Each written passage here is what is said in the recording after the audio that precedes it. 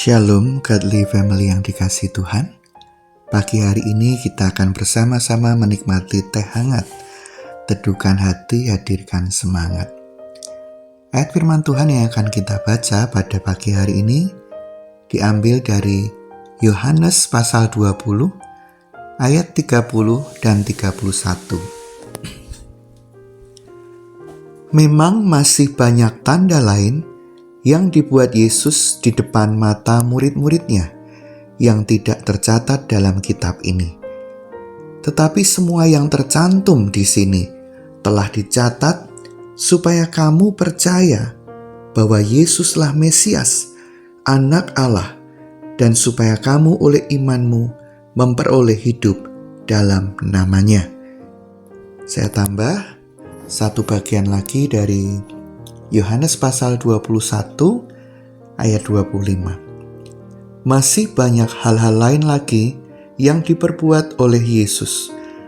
Tetapi jikalau semuanya itu harus dituliskan satu persatu, maka agaknya dunia ini tidak dapat memuat semua kitab yang harus ditulis itu. Sampai sedemikian jauh pembacaan firman Tuhan. Diberkati setiap kita yang hidup di dalamnya. Godly Family yang dikasihi Tuhan, Injil Yohanes merupakan salah satu Injil yang menceritakan karya Tuhan Yesus selama di dunia ini. Jika kita bandingkan dengan ketiga Injil lainnya yang sering disebut dengan Injil Sinoptik, yaitu Matius, Markus, dan Lukas, maka Injil Yohanes mencatat beberapa hal sedikit berbeda sudut pandangnya.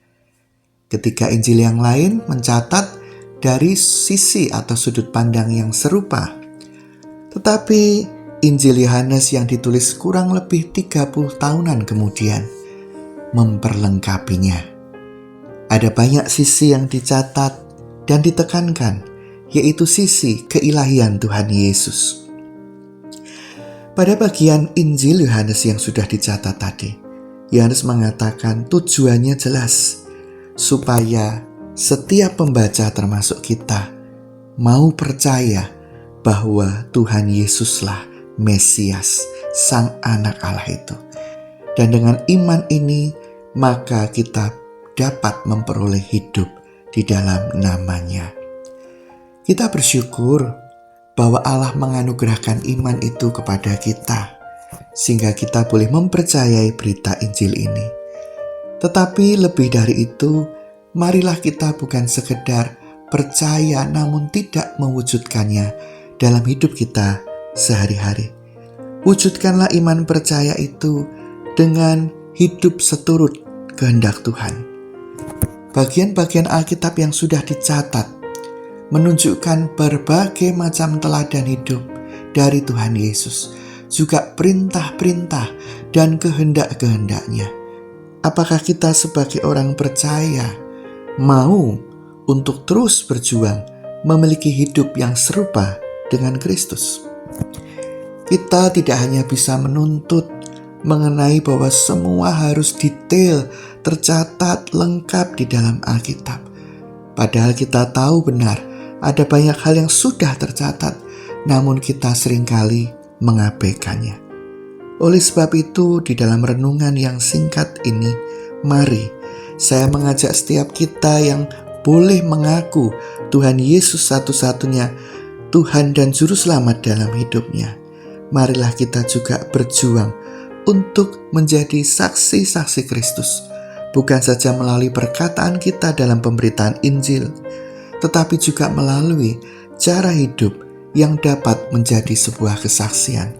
Cara hidup yang menjadi berkat, sehingga hidup kita dapat dikatakan sebagai kitab yang terbuka, yang meskipun bukan tulisan para rasul, tetapi merupakan karya Tuhan yang dapat disaksikan oleh orang-orang di sekitar kita. Amin. Mari kita berdoa. Bapa di surga, kami bersyukur bahwa kami boleh menjadi anak-anak Tuhan, boleh menjadi orang-orang percaya ketika Engkau menganugerahkan keselamatan itu melalui karya Roh Kudus yang melahirbarukan kami. Namun kami rindu Tuhan supaya kami juga boleh dimampukan untuk berjuang hidup menjadi saksi-saksi Kristus. Sehingga orang-orang di luar sana yang mungkin tidak berkesempatan membaca Injil dapat melihat karya Kristus itu juga di dalam kehidupan kami. Sehingga ketika kami memberitakan berita Injil itu, banyak orang boleh menjadi percaya.